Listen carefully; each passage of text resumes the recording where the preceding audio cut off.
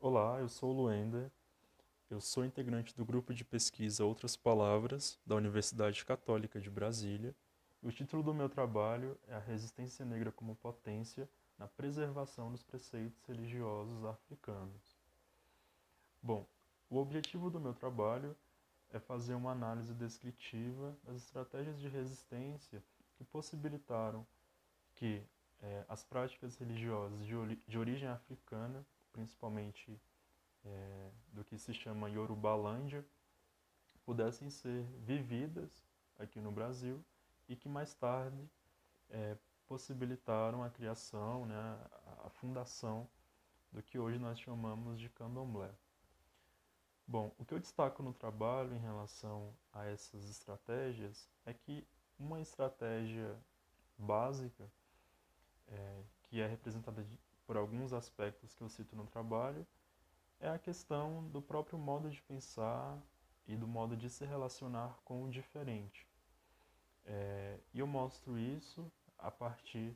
da relação que foi feita entre essas pessoas, né, os escravizados, em primeiro lugar com o povo indígena e no segundo momento com a própria liturgia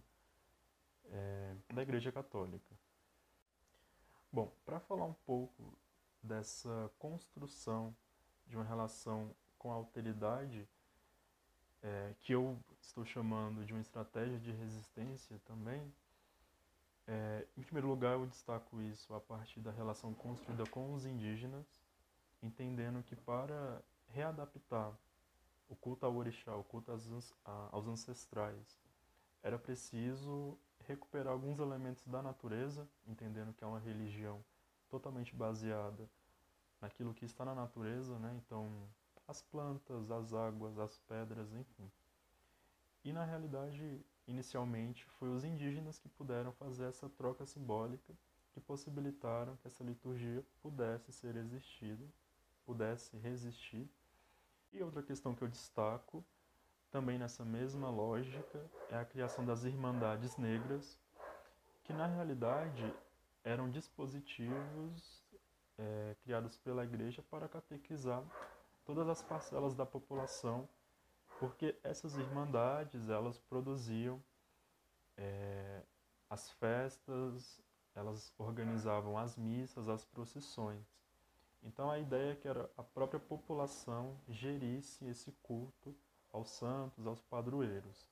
E também havia as Irmandades Negras, que eram comandadas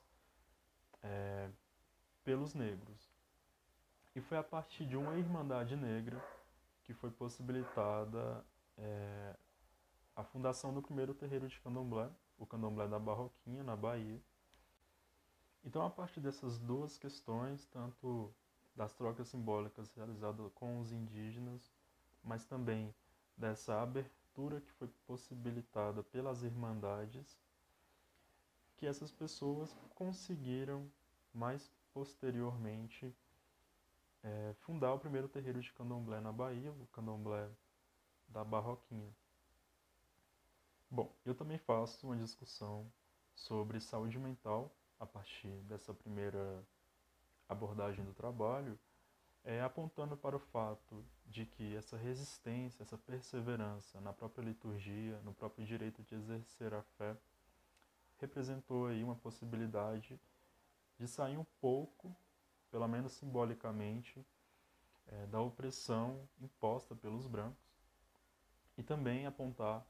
que um terreiro de candomblé ele funciona como uma comunidade que cuida daqueles participantes. Então, além da possibilidade de cultuar os orixás, os ancestrais, há um sentimento de comunhão